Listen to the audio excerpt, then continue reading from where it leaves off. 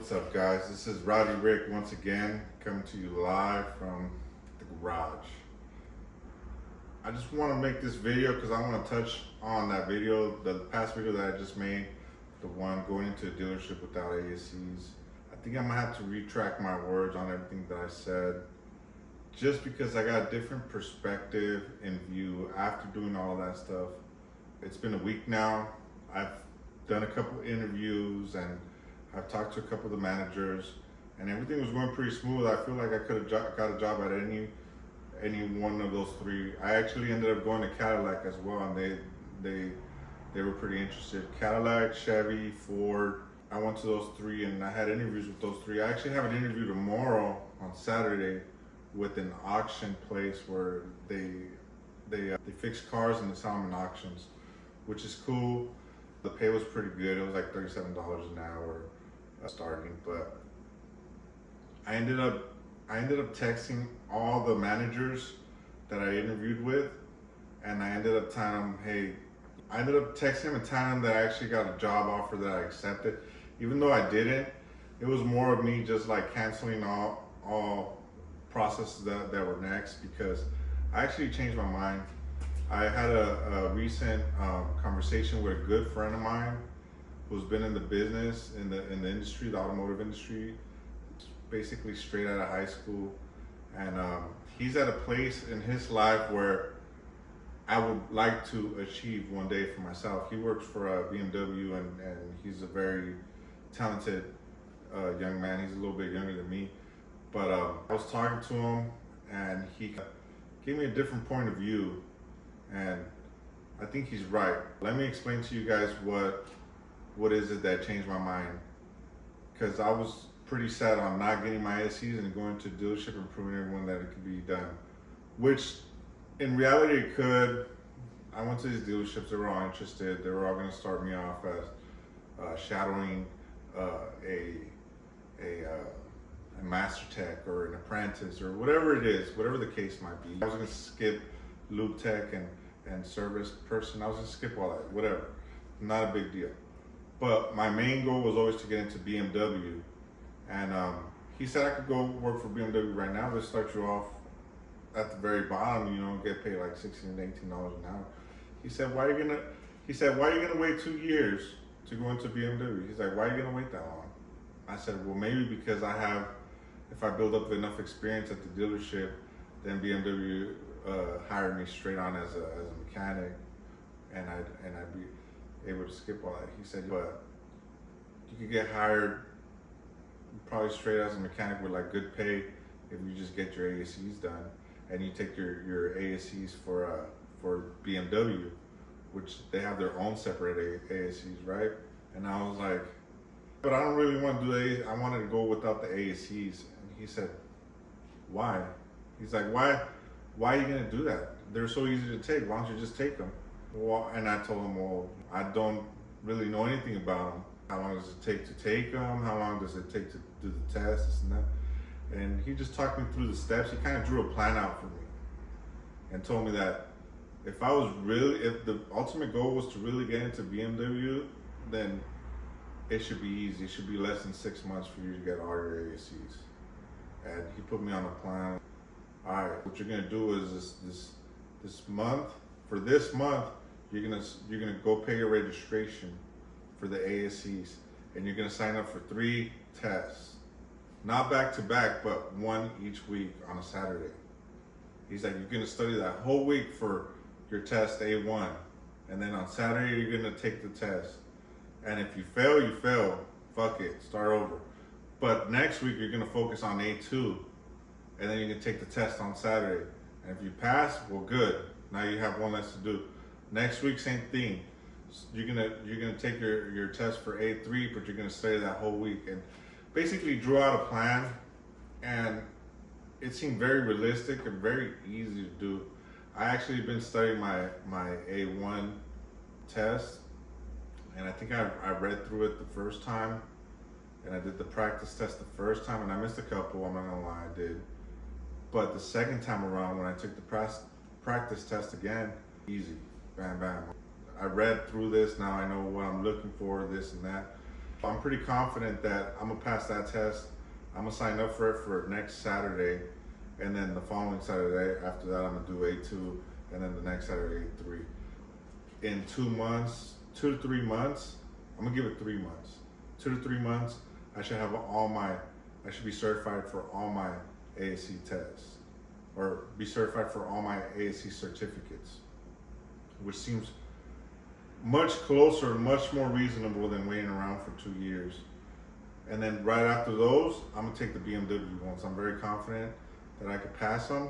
Even though I haven't seen them, but just knowing that I have the drive and the will to take those tests and do it and pass it no matter what, no matter how long it takes, it'll be way faster than waiting around for 2 years and jumping around from dealership to dealership, because that's also going to look bad on the resume.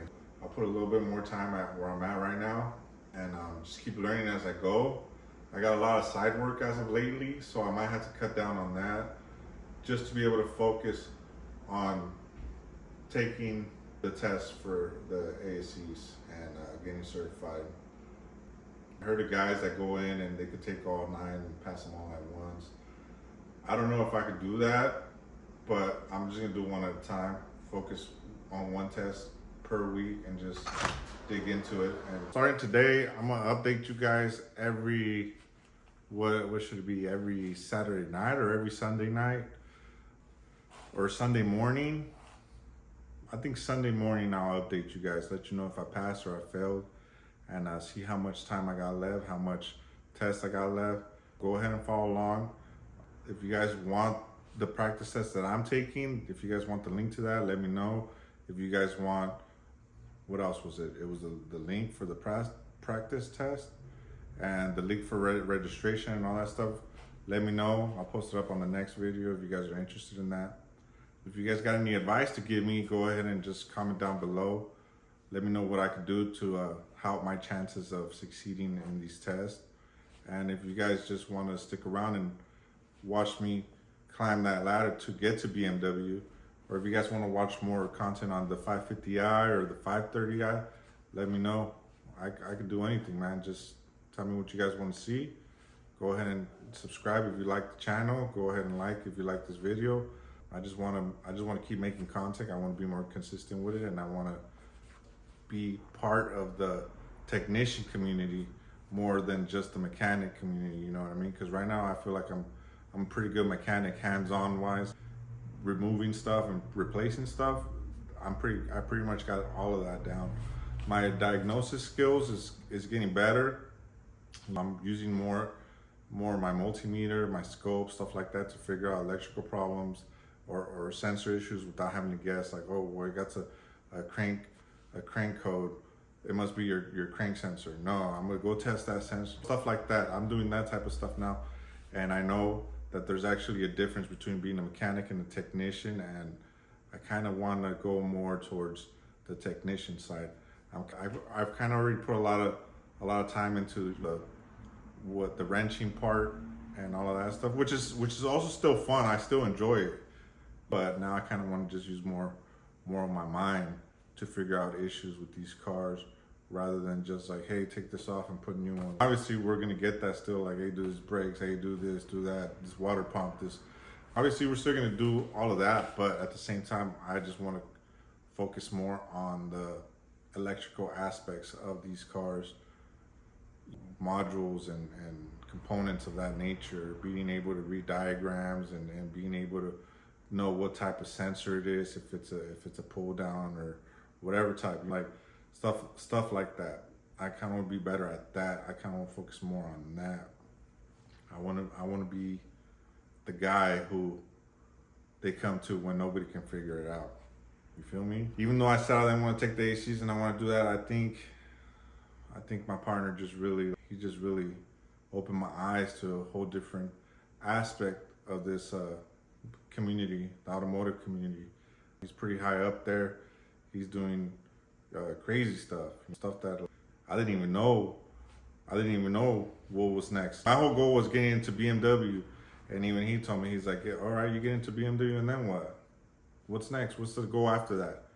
I don't know, maybe become a shop foreman, and then what? You can become shop foreman, and then what? What's next after that? He's like, you're gonna reach that goal, and you're gonna be looking for the next best thing. What's the next best thing after that? And I was like, bro, I don't even know what's after that. I haven't even been in a dealership. I don't know what's after that. What is after that? And he just started telling me this stuff and this stuff, and I was just, my mind just blew. I'm like, that's crazy, man.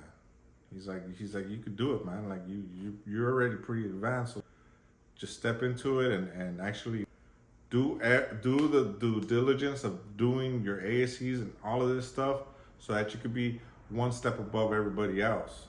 Because 9 out of these 10 guys don't have all their ASCs. They're not master techs. Like you, and it's true. I know a lot of guys are very good mechanics, very good mechanics. Unless they have their own business, they don't care about the ASCs no more. Like they don't care about it. And then there's other mechanics who just have so much experience and they're able to figure shit out, but they don't want to take their ASCs. And sometimes I get it. There's a lot of fools out there that also have their ASCs and don't know shit. It's paperweight. They don't know nothing. They don't have that hands-on experience. But if we get both of them and we mix them together, the only way for us to go is up. Better pay, better job titles, better positions. Maybe you don't have to wrench so much. Maybe you could just become a guy who goes out and checks people's work. Well, I can't figure this electrical issue. Those guys who write the technical bulletin services, like that. Imagine being the guy who's writing these technical bulletin services. You're the fucking smart motherfucker that figured it out, what you have to do and how you fix it and what's the problem. Like that. Imagine that. Imagine being the guy that when you put a ticket in on your scanner so that they could call you back, so that they could help you diagnose a car because you don't know what the hell's wrong with it, and the guy on the other phone's telling you back probe these 2 sensors, you should be reading this much voltage, you should be getting this and that, and you're on the phone like just holding the other fool's hand to figure out the problem. Imagine that. That's where I want to be. I love doing this. I love wrenching. I love fixing cars, but I like doing that to my cars. I don't really like doing it to other people's cars unless it's paying off for me to go into a higher place in my life. I don't want to just be fucking changing people's brakes all my life or be fucking doing engine swaps all my life. I want to get to the next level. What's after that? I'm gonna have to retract everything I said about getting into a dealership without the AACs.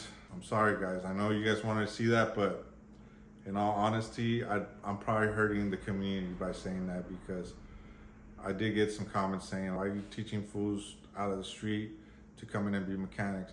Which I also believe that if you really want to be a mechanic, you should be able to enter this field and join and learn. And as you're learning, fuck it, I'm gonna go take my ASCs now because I want to be better. I want to be better. If you're just in the field and I'm not interested in ASCs.